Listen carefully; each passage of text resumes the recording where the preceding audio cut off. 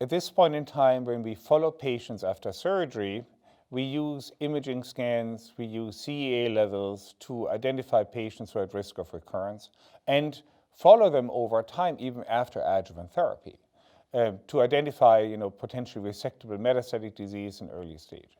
Now, we do know that it takes time for a tumor to grow until we actually see the tumor on scans, and CEA is not a great marker because it's negative in a lot of patients, not very sensitive, etc.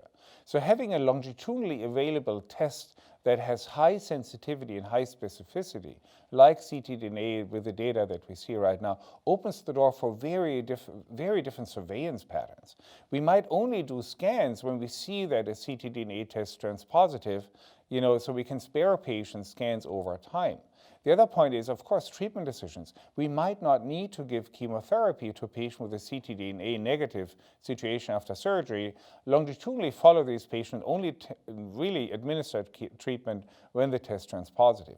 On the other hand, we can also tell patients, based on the data that we've seen, if we have, let's say, repeated tests for 2 years and they're all negative, the risk of recurrence is less than 3%.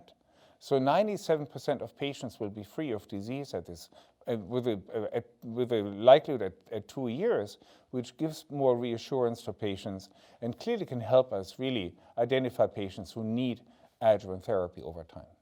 Sensitivity and specificity of these kinds of tests is the most important question to ask.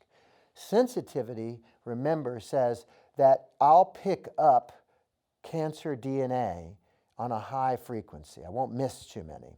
Here, the sensitivity is actually pretty good, particularly when it's tumor-informed and particularly when you repeat it over time. So one test has a pretty decent return. Doing another one, say a month later, even improves your return. So picking it up is very, very important.